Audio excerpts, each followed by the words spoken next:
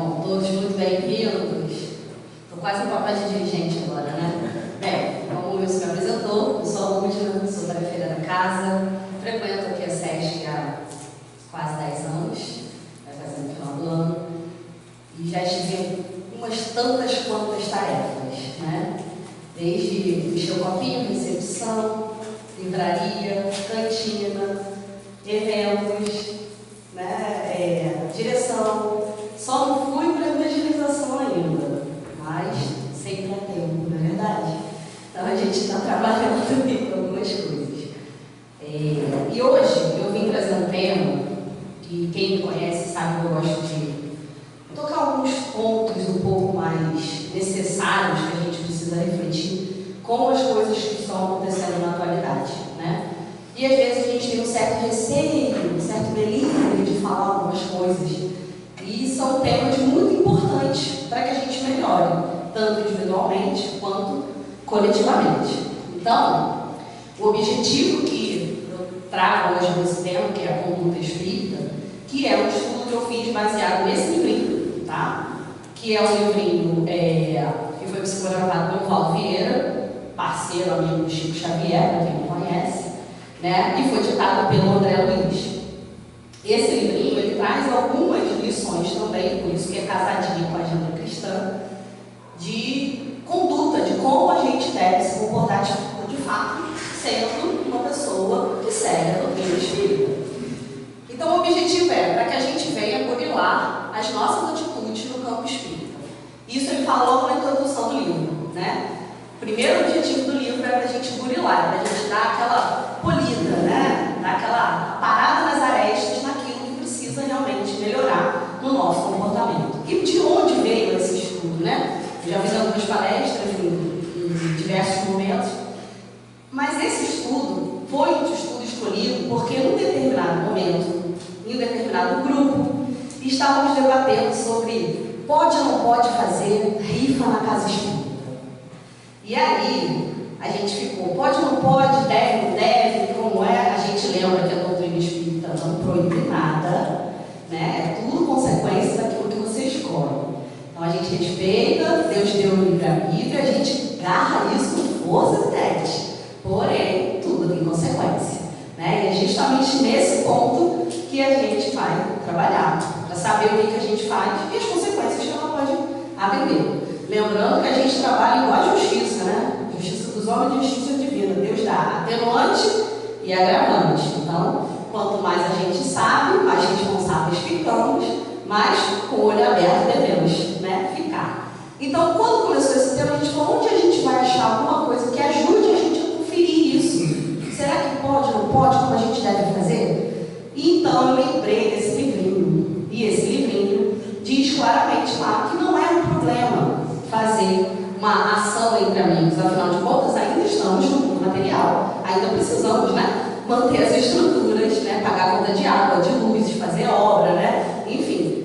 Porém, isso não deve ser atrelado às reuniões de doutrinação. Ou seja, ninguém aqui vai colocar uma caixinha e pedir que vocês façam isso. Por quê?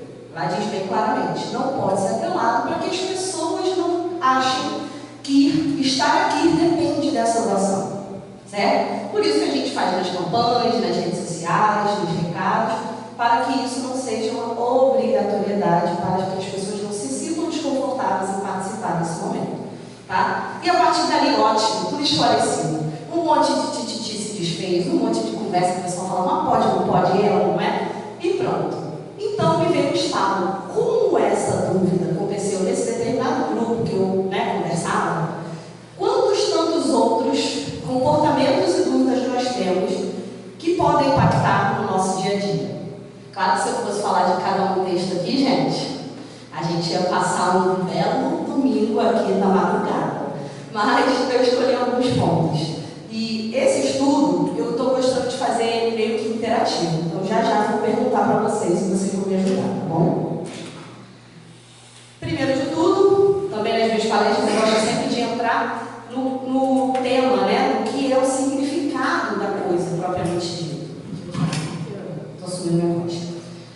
Então, o significado da palavra conduta é ato ou efeito de conduzir, prazer de conduzir, né? De condução propriamente dito, o efeito mesmo do movimento. 2, reunião de pessoas que são conduzidas para algum lugar por ordem superior.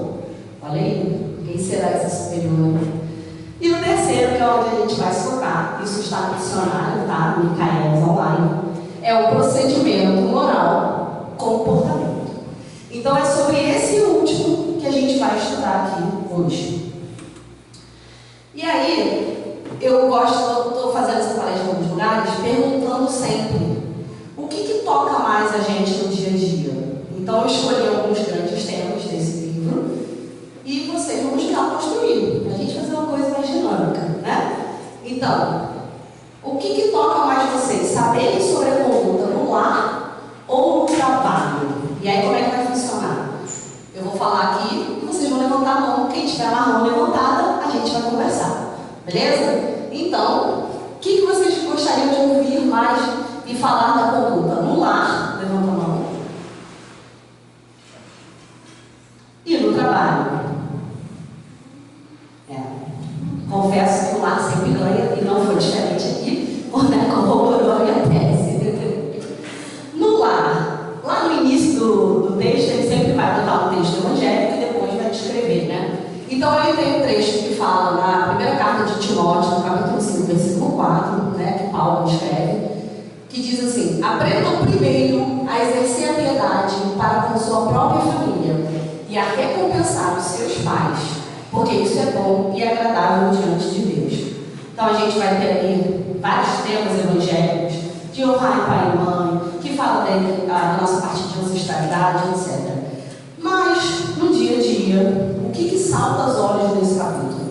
Primeira parte: calar o impulso de cólera ou violência. E o que isso significa? A gente comumente não se dá conta que nós somos violentos com as pessoas. E a gente aqui não está falando de violência só física. A gente está falando de violência moral, violência psicológica, assédio moral. Tudo isso são tipos de violência. E a gente, às vezes, machuca alguém sem precisar de uma arma, sem precisar de um soco, né? Então, o texto na conduta espírita vem sempre falando que a gente deve calar a nossa cólera, a nossa ira, a nossa raiva. É claro, né, gente? Não sejamos hipócritas. Quem de vez em quando tem vontade de trucidar um irmãozinho, né? Ou assim, de repente, você olha e fala assim: eu não acredito, eu já falei isso 10 vezes e a pessoa está fazendo de novo. E a vontade de gritar, de puxar a orelha, né? De discutir. Isso vem, é óbvio.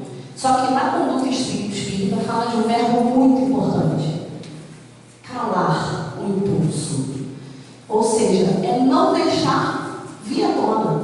A gente vai sentir, porque isso é legítimo, ainda somos seres humanos, ainda estamos em processo de elevação, não estamos lá, né, super elevados, mas a gente tem como se educar. E é essa a proposta que a gente fala quando fala do lar. A vontade dá de bater, rebater, né, discutir e, em alguns casos, alguns extremos, até ir a vias de fato. Então a gente precisa calar. E aí eu vou contar o experimento, eu gosto de contar os causos e coisas da minha vida pessoal, porque, né, quem me acompanha há 10 anos sabe que eu sou uma mocinha não comportada agora. Gente, uma década me fez tão bem, tá aqui, vocês nem conhecem, mas enfim. Lá em casa, né, o meu marido, Rafael, que hoje no estado que está embarcado, ele é um pouco mais, vamos dizer assim, tempestuoso, sabe? Às vezes eu falo uma coisa e ele quer responder logo e tal. E eu sou muito perguntadora, muito questionadora. E às vezes ele fala: eu não quero conversar agora. E eu falo: tá bom. A primeira vez, até a gente entender isso, depois de muitos anos, ele pegava o violão e saía andando. Uma mulher que está doida para conversar e falar e resolver o problema aqui, ó. Sou ali uma pessoa reta, direta. Doida para resolver o problema, ele vira as costas e me deixa sem nada. Aí a minha vontade é de velocidade. Até que um dia ele falou: eu vou sair da sua frente para a gente não ter problemas, para eu não gritar, para eu não não exaltar, para eu não querer de fato dar espaço para o meu impulso, da minha cólera. Então a gente entrou no acordo. Ok, você não quer falar sobre isso agora, precisa do seu tempo. Abre a agenda, marca uma hora. Não vai ficar guardando isso aí não, porque depois vai ficar guardando, e um dia, bum, explode. Não vai jogar para baixo do tapete não. Pode não ser hoje, pode não ser amanhã, mas em algum momento a gente vai ter que tratar essa coisa que está desentendendo os dois. Isso foi tão saudável para a nossa relação que a gente tem alguns códigos agora, né? E a gente fala, não, beleza, ok. Então eu vou lá, anoto no papel, eu sou a pessoa que anota as coisas. Eu escrevo cartas que eu nunca enviei, mas só para poder organizar meu pensamento. E isso faz com que a nossa relação seja mais saudável. Então, é a minha forma de calar o pulso, é escrever e esperar. A dele é pegar o violão e sair andando para tocar. Então a gente conseguiu diminuir bastante o nosso impulso. Hoje a gente já não sente aquela vontade de trucidar. No máximo um peteleco. Mas não fazemos as vias de fato. Outra prática importante é o evangelho no lar para todos, ou sozinho ou sozinha. Pode ser que vocês morem sozinhos ou sozinhos. Isso quando eu comecei a frequentar aqui, eu não era casada. E eu ficava com essa dúvida, mais de coisa. Eu falava, eu vou fazer o evangelho sozinha, sem ninguém. E aí a minha instrutora, você nunca está sozinha. Não é verdade? A gente nunca está sozinho. Sempre tem espíritos amigos perto da gente. E aí ela me deu uma dica. Eu tenho uma gata, agora eu tenho duas, quando eu tenho uma agora recentemente, tem uns meses atrás. Mas eu tinha uma gatinha.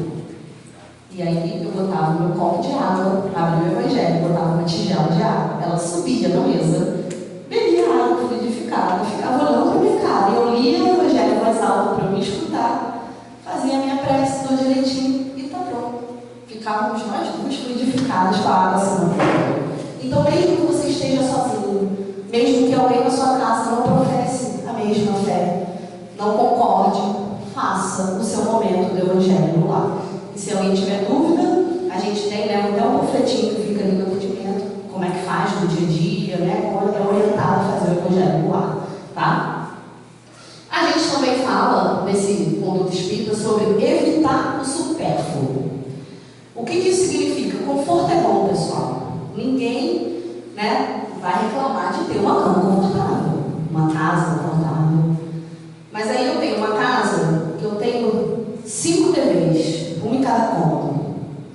Isso é conforto ou isso é excesso? Então, a gente precisa tentar mediar. Jamais sou eu que vou medir, olha, não terás 5 TVs, terás somente uma. Não existe uma regra, não existe uma receita de bolo, mas aquilo que você toca e percebe que está, você fala, opa, isso aqui já está demais. E vale para sapatos, tá, meninas? Porque a minha piada tem 80 pares de sapato.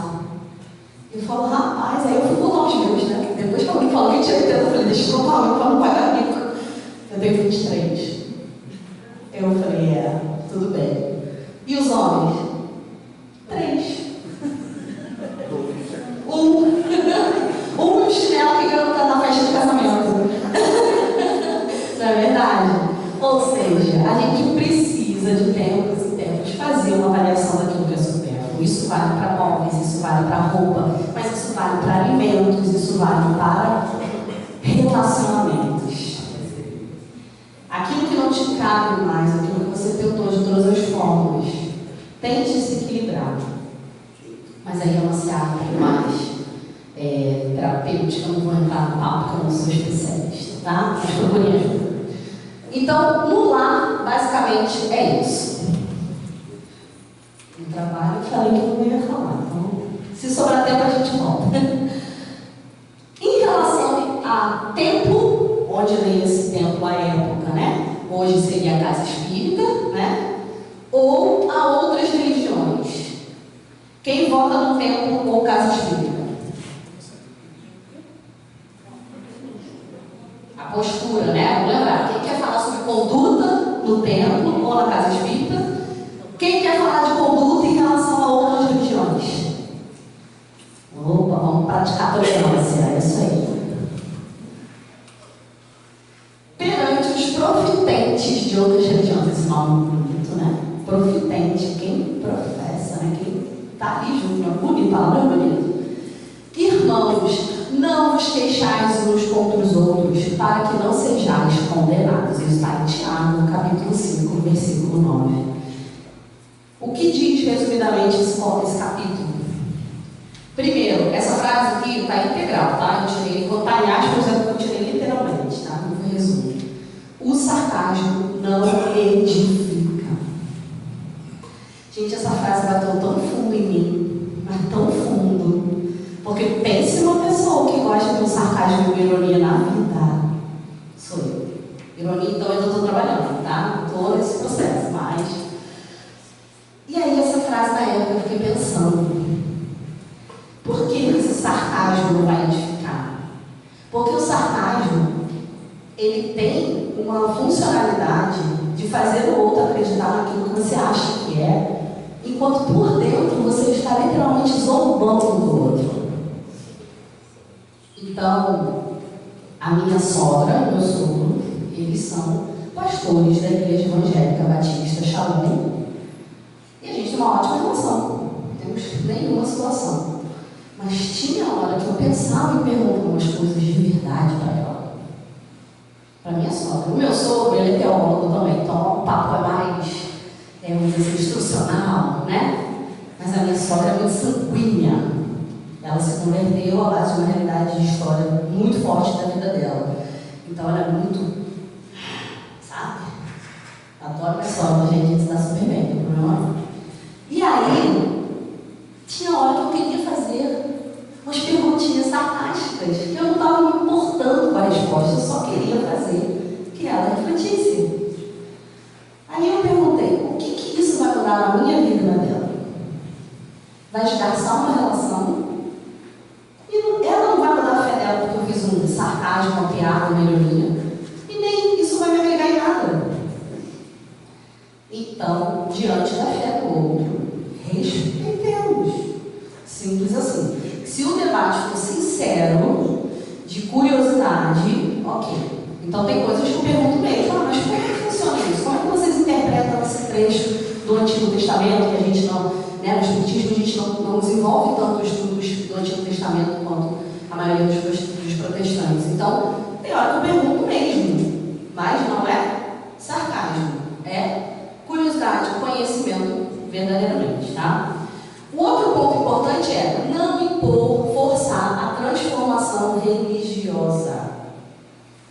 E isso também a gente precisa aprender dentro do Espiritismo. Porque, né, tem gente que me convertia ao Espiritismo. Eu acho esse verbo bom, né? Converter ao Espiritismo. Lembrando que o Espiritismo é uma doutrina baseada em ciência, filosofia e religião. Certo? Então ela não é só a conversão da fé pura e simplesmente. Tanto é que a gente precisa estudar. Tanto é que a gente precisa debater a nossa moralidade. Se fosse só uma questão de fé, vai, segue e resolve. Mas não. Kardec deu esse trabalhinho pra gente. Afinal de contas, o trabalho maior foi dele de codificar, né? Já deu até mastigado pra gente, né, Wilson? Imagina se a gente tivesse interpretado tudo aquilo que foi falado. Na atualidade.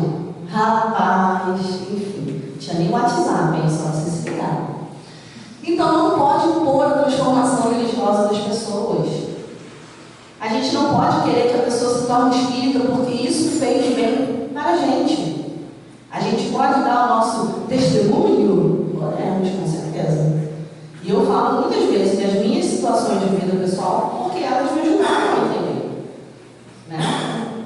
Eu tenho quase certeza que a maioria que vem aqui se aproximou da doutrina espírita pela dor. Né? Dificilmente a gente vem pelo amor, a não ser que já nasce no berço, né, de casa, ou que já nasceu na juventude, a família já é espírita, já desde pequenininho.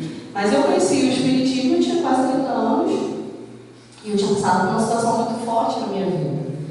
E eu falei, vou lá ver o que é isso aí. Mas eu era uma agnóstica, acreditava numa força maior, mas não tinha nenhum tipo de religiosidade embutida ali. Inclusive, eu estudei numa escola católica, na época que eu era jovem, mas só porque era uma escola barata e boa do lado. Não tinha nada a ver com a religiosidade, mas porque era uma escola, né, que estava acessível para a gente estudar na época, lá no Rio. E eu, com 9 anos de idade, fui convidada a me retirar da primeira comunhão. Por quê? Porque eu perguntava demais. Sério. Eu e minha amiga Marisa, eu nem sei por onde anda a Marisa, espero que ela esteja bem dialogando aí com a galera. Mas eu e minha amiga Marisa, e fomos convidadas a sair. E na volta, quando todo mundo foi fazer a missa, depois de um ano na Eucaristia, a gente foi obrigada a sentar e olhar a missa, todo mundo comendo a hóstia. Mas eu perguntava com 9 anos porque eu era curiosa. Aí separou o mar. Eu perguntava, como é que faz? Vai fazer na praia. Adão e Eva. Eu falei, ih, rapaz, mas eles não são irmãos? Quem é que é mãe de quem? Como é que criou o mundo? Está estudando biologia. Curiosidade de criança. Tudo bem que 9 anos hoje em dia, gente, é um outro patamar. Na minha época, 9 anos era 9 anos, tá? Hoje em dia, 9 anos é outro patamar de conhecimento, né? Na minha época era aquele simples da enciclopédia Delta Júnior, que era o que me cabia, né? Os mais antigos vão lembrar da referência. Então, eu não podia participar. Com 12 anos, então, eu levei meu irmão mais novo para a primeira Eucaristia de uma igreja católica perto da minha casa. Eu levava ele, eu falei, vou tentar de novo. Se com 9 eu não conseguir, você acha que com 12 eu conseguir? Já sabendo um pouquinho mais do mundo? Claro que não. Me afastei de todo tipo de religião. Participei de culto Setionoye, porque minha melhor amiga era Setionoye, que é uma religião oriental. Não entendia nada, virava, eu fazia assim, não sabia nada que estava acontecendo, mas eu concordava. Eu ia pelo lanche para ficar perto da comida. Eu tinha 11 anos. Depois eu participei de um templo budista, um pouquinho mais velho, para conhecer, fui lá fazer uma visita, beleza. Passou um tempo, com 16 anos, fui num terreiro de Umbanda. Recebi uma ficha de desobsessão, fiquei bastante preocupada, levei um pouco de susto e nunca mais voltei. E aí entrei na faculdade. Uma faculdade que falava muito sobre materialidade, né? Muito exata, às vezes muito extrema. E aí me afastei completamente de qualquer tipo de religiosidade. Mas acreditava que o valor que meu pai me deu, que era faço bem para as pessoas, continuava em mim. Então, quando eu cheguei aqui na SESC, eu não tinha nenhum vínculo religioso. Antes disso, agora que eu lembrei, eu fui na Batista, Igreja Batista Clássica, lá no Rio, porque eu tive um namorado de 2 meses que ia lá, e eu fui lá para acompanhar. Vocês vejam que eu não tinha nenhum interesse em religiosidade, eu só tinha interesse naquilo que estava acontecendo lá. Não importava onde era, não é verdade? E aí, eu falei assim, deixa eu entender o que é isso. Quando eu entrei aqui na SESC, eu entrei em outubro, novembro, comecei a assistir a palestra, e em janeiro abri o estudo do EG1, e eu comecei a estudar. Na época não tinha introdução, né? E aí, opa, me deixa eu perguntar aqui, olha que legal, me veio a memória de que eu posso perguntar sem ser expulsa, olha que maravilha. Então eu me aproximei muito para essa questão realmente científica, eu já gostava muito dessa parte energética, dos chakras, etc. E comecei a me aprofundar mais, assim como o valor da filosofia, da moralidade e do bem. A religiosidade só veio aparecer uma pontinha mais íntima 2 anos depois, no EG 2, que aí já estava mais interagindo aqui na casa, já tinha mais ligação com o Evangelho, através do Evangelho do lar, com as pessoas, do estudo. Então eu fui desabrochar a minha religiosidade. Moral da história. Tem alguém chegando aí? Bem, se for para ficar aqui, tudo bem, seja bem-vindo, fica tudo bem. Então a gente vai e recebe essa marca da religiosidade muito forte. Se não for do jeito que está ali, você não é bem-vindo. E isso é um problema que acaba impactando em muitas pessoas, em muitas relações. Quantas relações são desfeitas porque um não concorda com a religião do outro? Quantas guerras são feitas porque um acredita no Deus A e no outro no Deus B? Quantas pessoas perdem sua vida vida, porque a sua crença se obriga a fazer A ou B sem se preocupar com a consequência. Então, pessoal, é muito importante a gente não impor isso a ninguém. E a última frase desse capítulo é bem interessante porque ela bota assim, ó: discussão em base de ironia e azedume é pancadaria mental. Adorei esse termo. Pancadaria mental, não é bom? Ou seja, ironia e azedume vai servir para nada. Pancadaria serve para quê? Para machucar. Quem era da época das rodinhas lá do punk rock, né? Que chutava, não sei o quê, machucar. Acredito que existe toda uma ciência, uma ética entre as rodinhas. Eu não sei, não frequentava, mas eu me assustava com o que eu via. Mas pancadaria é isso. Briga de estádio, né? Quando bate no outro, corre o time e tal, não sei o quê. É pancadaria. É pancada. Só que a pancada mental, ela tem um impacto às vezes muito maior do que a física. Então, a gente fazer com que o outro se sinta mal, porque ele não segue aquilo que a gente acredita, é uma pancadaria mental. É desnecessário. A nossa parte é oferecer para o outro aquilo que ele não conhece. E se ele quiser conhecer mais, se colocar à disposição. Afinal, todos nós estamos aqui para aprender. Um aprende com o outro e assim segue. Terceiro round aqui, né? Vamos falar da pancadaria. Terceiro round aqui. Vamos falar sobre a conduta diante do tempo de que está aqui no relógio, ou vamos falar da conduta diante do estudo, da nossa instrução. Quem vota no tempo? Quem vota na instrução? Beleza, então vamos falar da instrução. Perante a instrução, diz em Mateus, portanto, ide ensinai. Jesus registrou Mateus, melhor dizendo. Isso está em capítulo 28, versículo 19. Diante da instrução, a gente tem os pontos a tratar. O Espiritismo é uma obra de educação. É algo construído. É algo para toda uma vida. Uma pancada. Porque a gente reencarna e vai aprendendo, e vai aprendendo, e vai aprendendo. Além disso, precisa se construir uma cultura. Porque quando essa cultura é atendida, o progresso é muito mais fácil. Então vamos lá. A gente vai falar de cultura, a gente tem vários temas para tratar. Mas de fato, quando a gente entende a cultura da coisa, avançar nisso é muito mais rápido. Concorda? Por exemplo, a gente agora está passando, não sei vocês, mas eu tenho percebido diante dos meus amigos, que a gente está passando por um movimento de vamos cuidar melhor da nossa saúde. A gente vai ficando, né, dos 40, mais preocupado, porque já passou pelo menos da metade do caminho. E aí existe uma cultura do cuidado, né?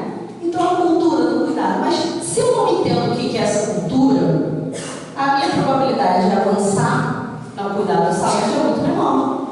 Mas se eu entendo que a cultura do cuidado da saúde pressupõe uma alimentação equilibrada, beber água, dormir bem, se relacionar com pessoas boas, fazer o bem ao próximo, etc., é mais fácil.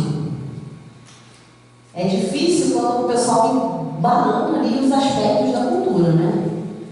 Eu tenho que confessar que esse negócio de alimentação, eu batalho contra o peso, né, gente? E não é de agora, quem não conhece sabe muito bem. Assim, esse meu grande desafio da obesidade nessa encarnação, estou firme e forte tentando batalhar contra ela. E o grande vilão esses dias, estava falando, era o café. Falei, gente, mas o café já foi o vilão, já foi a salvação, já curou o câncer, agora é o... Enfim. E aí eu vou, consulto um especialista, fui no nutricionista, conversei com o endócrino e tal.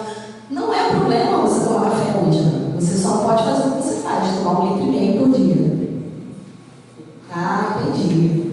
Então, hoje em dia eu estou limitada a 400 ml. Mas ok. Mas eu tomava 1,5 litro de café por dia.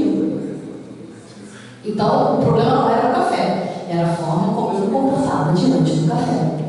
Certo? E assim é a cultura. O problema não é se a pessoa tem a cultura que não pode cortar o cabelo porque a religião diz que não pode.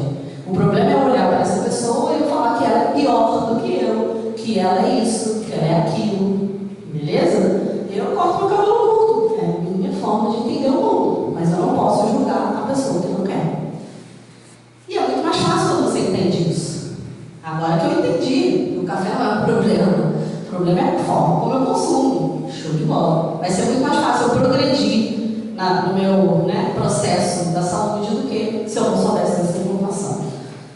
Também, ele lembra no capítulo que o lar e o templo, nesse caso espírita, é uma escola da fé, que no ensino formal deve-se exercer a laicidade. Quem já ouviu falar sobre laicidade? A laicidade nada mais é do que um ambiente que não se promove nem cita nenhum tipo de religião, certo? É um ambiente que não tem nenhuma religiosidade exercida. Como a gente já ouviu muitas vezes na escola, que o Estado é laico. Então, existe uma laicidade nesse processo. Ou deveria ser. É no ensino formal. Então, as escolas não devem ensinar nenhum tipo de religiosidade, a não ser ensinar a respeitar a religiosidade de todos, que é outro assunto. Mas aonde a gente vai ensinar a religiosidade? No lar e no templo. Então, ele deixa bem claro que o estudo, ele se coloca não no ambiente formal, mas no ambiente que a gente escolhe. Então, se eu estou na minha casa e eu escolho exercer minha religiosidade, eu posso querer compartilhar isso ou não dentro da minha casa. Mas eu não posso, na minha escola, se eu for professora, por exemplo, obrigar que todos os alunos venham assistir a minha palestra para ganhar nota 10 no final. Não existe isso, são dois abusos, da religião e do poder. Não pode, porque no ensino formal é laicidade. Além disso, renovar as matérias da evangelização. O espiritismo progride sempre. E aí, a gente vai falar dos temas que estão acontecendo ultimamente nas redes sociais, Quem está acompanhando o movimento espírita, está vendo uma galera aí botando para quebrar, falando sobre a necessidade de renovação dentro do movimento espírita, de botar jovem para trabalhar, de ampliar o debate, de falar de temas um pouco mais difíceis da gente falar. Ou seja, precisa renovar a matéria da evangelização. Eu, como disse, não trabalhei na evangelização, mas a gente sabe que o Pentateuco que está ali, ele é a base. Mas lá no Pentateuco não vai falar e nem vai dar nenhuma dica oficial, escrita, ipsilíteres, sobre o que eu faço diante da rede social. Por quê? Kardec tinha um Wi-Fi, gente. Existia um e-mail na época de Kardec, ele mandou lá, mandando para os médicos, mandando para eles, olha, prezada senhora, te mando um arroba aqui, @gmail.com. Não. Então é óbvio que ele não vai falar sobre isso, porque não existia na época. Mas ele vai dar uma dica de como a gente conviver com as questões e com os problemas, vai. Então é um processo que a gente precisa renovar. Porque o que não avança, retrocede. Vai ficar parado, estagnado. E a gente lembra que se a gente não avança, o planeta avança e a gente fica para trás. E por último, porém não menos importante, essa frase que eu achei muito emblemática. A educação da alma é a alma da educação. Parece até o dilema do Tostines, não sei se ele estou meio saudosista hoje, gente, desculpa. A educação da alma é a alma da educação. O que isso quer dizer? Quanto mais a gente educa o nosso interior, mais a gente avança na nossa educação. A educação interior, ela é o propósito, o início de tudo para que a gente possa melhorar. E o nosso objetivo, ela é o início, mas também é o nosso objetivo. E através dos estudos, a gente melhora. Se não estudar, é mais difícil. Pode ser que você aprenda. Quem já ouviu aquela frase? Quem não aprende no amor, aprende na dor. É isso. Tem gente que fala, olha, eu aprendi que eu tinha que beber água depois de ter 3 cálculos na bexiga. Tem gente que escutou isso e falou, opa, deixa eu beber meu 3 litros aqui garantindo dose no dia. Como a gente se educa internamente. E o próximo capítulo é como a gente deve se comportar diante da doutrina espírita ou diante de embates políticos. Como a gente deve se comportar? Quem vota na doutrina? Ok. Quem vota nos embates políticos? Tímidos hoje. A maioria escolhe os embates políticos. Esse na época da eleição ganha mais. Vamos falar da doutrina então, que a maioria escolheu. Perante a própria doutrina, tem um trechinho que Jesus falou, escrito por Mateus, capítulo 5, versículo 47, que diz: que fazeis de especial? Tem até uma música que hoje o Marlon tocou pra gente, que fala essa frase: que fazeis de especial? Se saudardes somente aos vossos irmãos, que fazeis de especial? Não fazem os gentios também mesmo? O que esse capítulo da doutrina nos traz? Primeiro, apagar a discussão estéril e fundir divergências. O que significa apagar essas discussões estéreis? A pergunta que a gente sempre faz: vai funcionar? Vai servir para alguma coisa que eu vou discutir? Vai ter utilidade? Se eu tenho que discutir se a parede tem que ser pintada de verde ou de azul, isso aqui vai definir o rumo da nossa vida ou da nossa casa? Mas tem gente que vai votar no verde e o outro que vai votar no azul. Aí vai chegar e vai ter um debate. Mas o verde, aí vai começar a botar cronoterapia, que não faz parte da doutrina, mas vai justificar, vai criar, vai fazer. E aí? Isso tem utilidade? Isso vai mudar de fato o trabalho? Isso vai me fazer crescer? Ou eu posso fundir as divergências? Então, que tal a gente achar um azul esverdeado com um verde azulado? Tem tanta paleta de cores ultimamente, né? Não dá na Pantone. Tem tanta opção. Então, a gente precisa juntar as divergências. E quando ele fala de fundir, não significa que uma ganha sobre a outra. Significa que alguém pode ceder. Eu, atualmente há uns 14 anos, eu trabalho como consultora na área de saúde e segurança do trabalho. Mas a minha formação é em serviço social. E na época do serviço social, a gente aprende uma matéria chamada política social, que é a base, da faculdade. E na política social, ela tinha uma frase que eu decorei, que era tão emblemática, que dizia assim: a política social do Brasil é o verdadeiro binômio da concessão-conquista. Tem uma professora aqui na sala, não posso nem, mas eu lembro desses 3, tá? Tem só 20 anos que eu formei. E o que significa esse binômio da concessão-conquista? Um dia eu conquisto, no outro dia eu cedo. Um dia eu convenço, no outro dia eu sou convencida. Porque assim funciona a relação humana. Então, a política não é a política partidária, não é a politicagem, é a política da voz. A própria relação humana pressupõe essa relação. Um dia eu concordo, outro dia eu aceito. Um dia eu convenço, outro dia eu sou convencido. Ora, se não é assim que a gente faz no nosso relacionamento. Tem hora que eu vou falar pro Rafa, isso. Ele vai falar, não.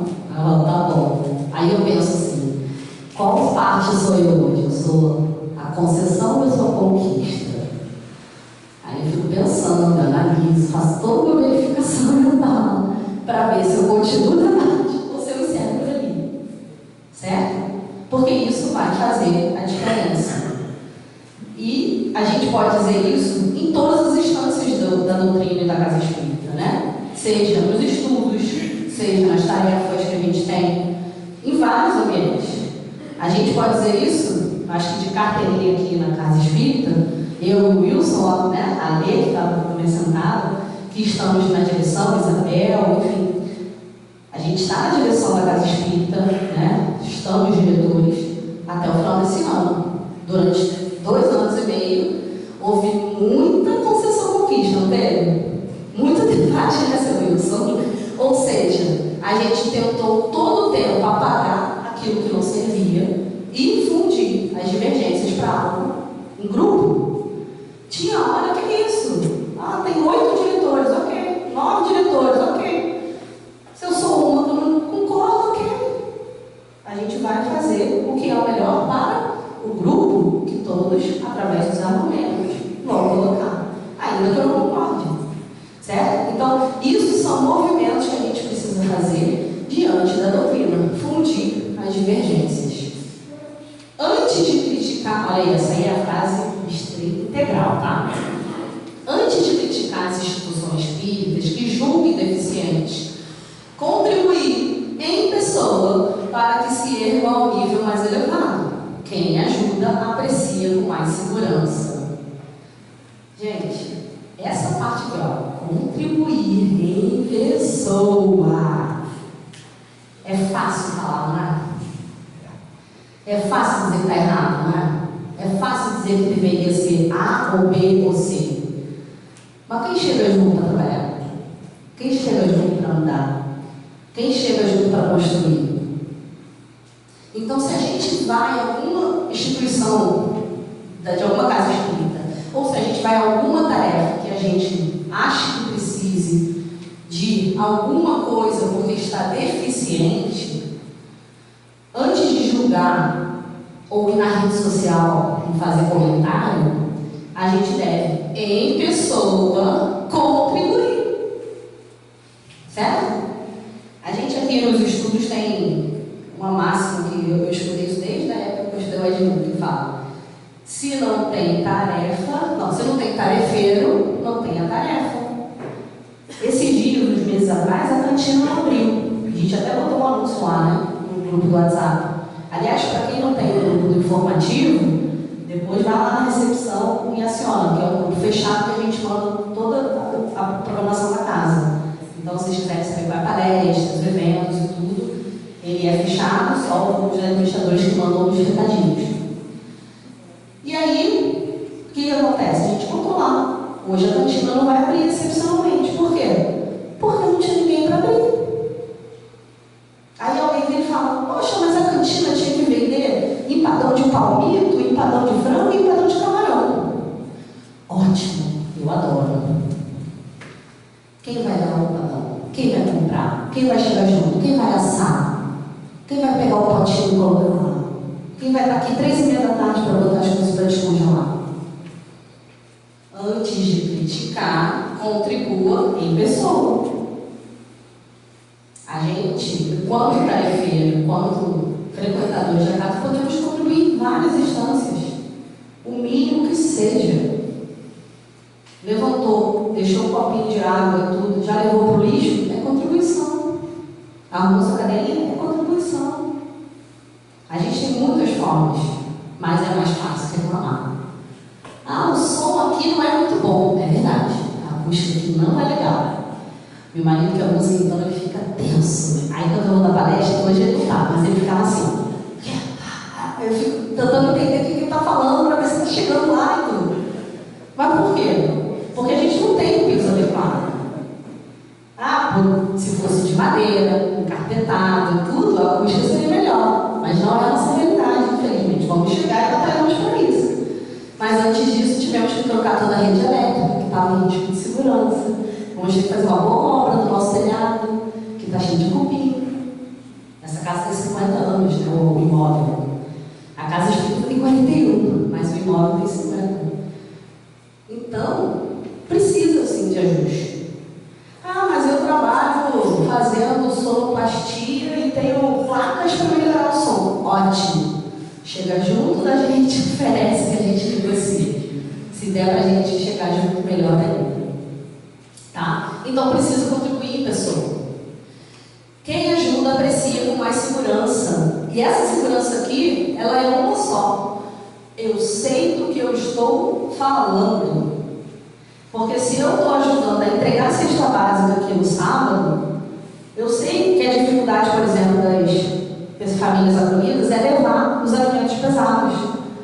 Então, se eu trago uma sacola reforçada, eu estou ajudando a entregar, mais do que um saco plástico. Facilita o transporte. Mas para eu saber disso, eu tenho que estar na tarefa. Eu tenho que estar no dia a dia. Então, eu tenho mais segurança de falar, poxa, eu acho que se tivesse essa sacola ia melhorar. Se tivesse uma corrodinha, ia ser muito melhor para todo mundo.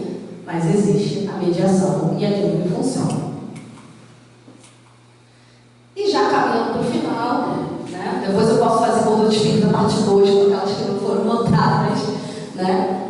Existe uma mensagem que Paulo fez a Colossenses, capítulo 3, versículo 23, que fala: e tudo quanto fizerdes, fazei de todo o coração, como ao Senhor e não aos homens.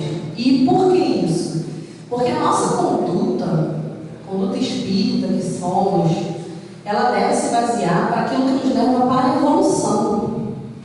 Não é para agradar ao homem ou a mulher, né? Não estou falando aí do sexo biológico. Estou falando do que é divino, do que é do céu e do que é da terra. Então a gente precisa fazer e avançar para que façamos de todo o coração o que é agradável ao Senhor. Ou seja, aquilo que nos faz evoluir. É muito fácil a gente agradar o homem. É muito fácil. A gente tem, vamos dizer assim, ao homem, né, ser humano, a gente tem muita facilidade material de receber as informações. Mas a gente não consegue pensar o quanto que é agradar o outro numa palavra de carinho. Como é agradar o outro acolhendo, como é agradar o outro respeitando, ouvindo. Não faz diferença. Você às vezes vai dar um tênis caro para a pessoa de R$800 e talvez não agrade tanto quanto um abraço no dia que ele descobriu que foi desligado do trabalho, por exemplo. Né? Então a gente precisa avaliar muito sobre isso, da forma como a gente conduz aquilo que chega de mensagem para a gente. Quando a gente chega com uma informação, como a gente reage, como a gente devolve essa informação. Né? Isso faz com que a gente entenda ao longo da vida a nossa evolução.